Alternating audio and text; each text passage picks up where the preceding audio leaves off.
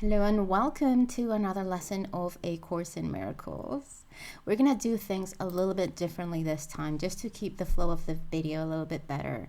We're not actually going to do the lesson in video because you're still meant to return to it if you're actually following the course throughout the day. And if you're not following the course and you just enjoy watching these videos because they're fun, because they give you a little pep in your step, which I tremendously appreciate, then it's kind of boring for those people to watch me just kind of like stare around.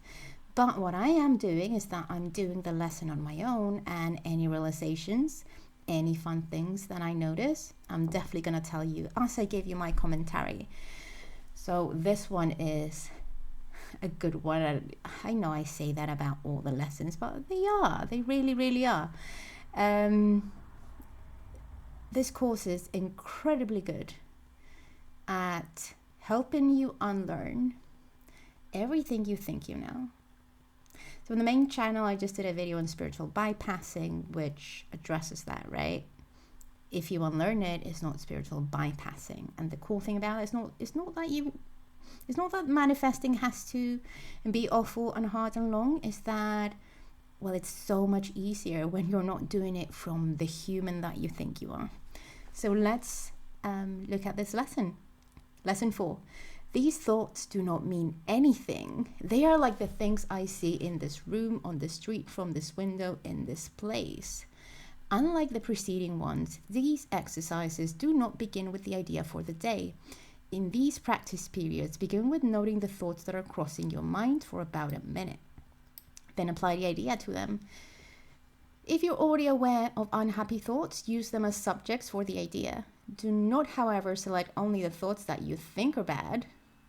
You will find, if you train yourself to look at your thoughts, that they represent such a mixture that, in a sense, none of them can be called good or bad. This is why they do not mean anything. And I wholeheartedly agree with this. And I know that this lesson really triggers people because you've heard in this community a bunch of times that your thoughts create. And that made your separate self, your human self, feel good, right? Like, oh, I finally have control, as if you hadn't always been in control. So now that we're taking that away, a lot of people hate this lesson.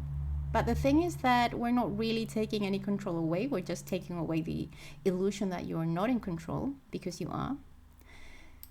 But your thoughts don't create. You know that it's your state of being. These first, probably the first half of the book is 100% addressing that separate self. So what it's doing with this lesson is first of all, it's taking away the meaning that people give to thoughts, which is great, and it's very liberating, because I know myself. Sometimes I think an unlovely thought about someone. Sometimes I get caught up in 3D. Maybe I might even go into an inner argument in my mind. And before the course, I thought I had gotten myself in trouble. I would start to judge myself. Oh crap, I'm in such a bad state. I need to change this. I need to reprogram my subconscious. But now I know that they don't mean anything. So I take the power away from the thoughts. And now I'm at peace. Now I'm back to myself. Now I'm back to who I've always been. And guess who you've always been? In control. Your thoughts come from your state of being.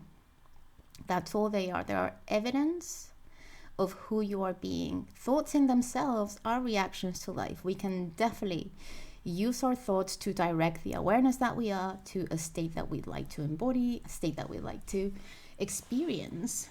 And of course, we don't just experience it ourselves, right? It gets reflected everywhere. The whole world has to confirm who you have decided to be. So I think it's a wonderful lesson, and I think it's such a wonderful thing that your thoughts don't mean anything, because you are God, you are the Almighty. Nothing means anything unless you say so. So another reason why this lesson is so good, it's because I know, even if you're already aware of manifesting, and let's say that you're affirming, this person's in love with me, this person's in love with me. I know that not everyone affirms like that. Some people actually do allow themselves to savor the thoughts and enjoy them and be in the end. But a lot of times it's very tempting, especially when we feel controlless or we feel powerless, to affirm or do imaginal scenes or whichever technique we like based on the old story. That's why a lot of people, they feel like they have to get rid of a third party. And you absolutely can. Yes, you can affirm that people break up or get a divorce and you're gonna see the results. However, when people are not in touch with who they are being and they are plastering this essence of fear while they're affirming, while they're trying to imagine that, they're probably not going to get the end result that they prefer. They might even get opposite results. So your thoughts definitely help. I am in agreement with the use of mental diets, but to keep your state going and to manifest for pleasure, to manifest for fun, not because you're terribly afraid, not because you think that you're in danger, not because you still see yourself as a separate self. So you can manifest anything, and you've always been 100% in control. But the thought that I didn't finish forming there was that a lot of the thoughts or affirmations or imaginal scenes that you're using, you're trying to fix an old story. So that old story in itself, it's a lie. It's an illusion you've made. So you're literally trying to change a shadow, to change an illusion, to change something that doesn't exist, when you can just completely take the power away from that, make it disappear, become unaware of it, and go completely into the awareness of the version of you that is already experiencing the world, the reality that you'd like to experience. Because I promise you, if in it you're fulfilled, is the truth of who you are. It's what you want for yourself, and it's your birthright, so to speak. So let's go on with paragraph 2, and let's see if anything here is interesting. In selecting the subject for the application of today's idea, the usual specificity is required. Do not be afraid to use good thoughts as well as bad.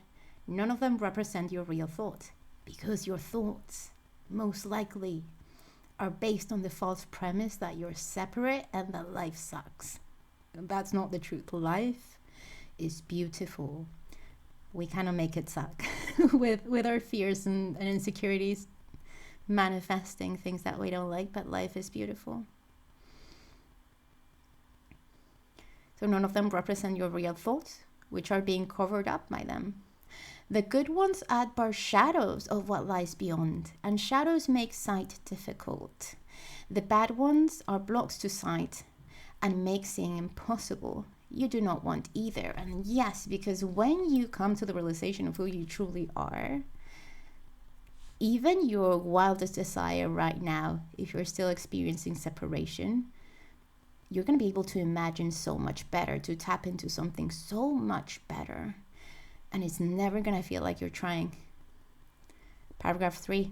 This is a major exercise and will be repeated from time to time in somewhat different form.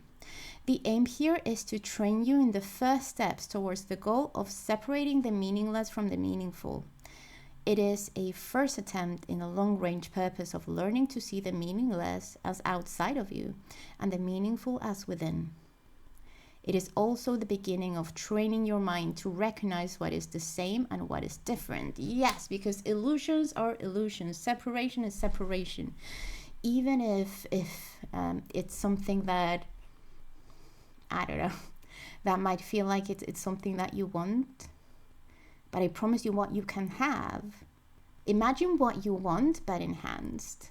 Like the love that's waiting for you, the version of your specific person that is available to you. It's something so much more incredible, more delicious than anything that we can even fathom from a place of separation.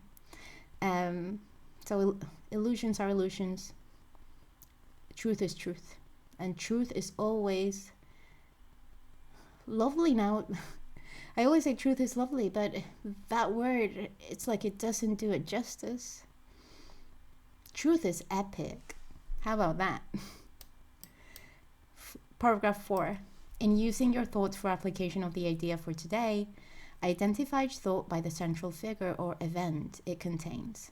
For example, this thought about blank does not mean anything. It's like the things I see in this room. And I love how the exercise makes you make the link between thought forms and things that seem solid. Because it's all the same. It's all made of the same illusions. The truth of who you are distorted. You can also use the idea for a particular thought that you recognize as harmful. This practice is useful, but is not a substitute for the more random procedures to be followed for the exercise. Do not, however, examine your mind for more than a minute or so. You are too inexperienced as yet to avoid a tendency to become pointlessly preoccupied. I love it. I love how brutal, how savage the course is. Like, don't even go there. You're going to become just pointlessly preoccupied again. And let's remember the first statement in the course. If you are not experiencing perfect peace, then you know nothing. So shut up and listen. I love it. Paragraph 6.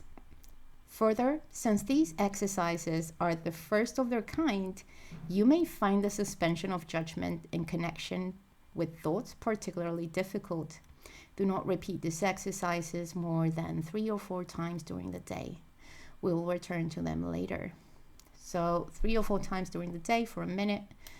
Notice what's going on in that beautiful human mind of yours that is holding you hostage. And start taking the meaning away from all the thoughts, even the ones that seem pleasant. Because the thoughts are not the operant power. You are. And you're not just going to know it in an intellectual level, you're going to actually get to experience it. So I'm excited for you. I'm excited for you if you're following along, and if you're just watching because you enjoy this content, thank you so much. And I'm still excited for you because I know that you're still going to get a lot from watching this. So I'll see you on lesson 5 and more commentary on Neville. So mostly I'm going to put up in this channel, comment on Neville lectures that have more to do with the promise, and maybe some other interesting books excuse me, that I can find that are more geared towards that side, because in the main channel, it's the main channel for a reason. So check it out if you enjoy that kind of content. I'm sure you'll love it, and I'll see you on the next commentary video or the next lesson. And this has been fun. Thank you for watching. Bye bye. I'll see you.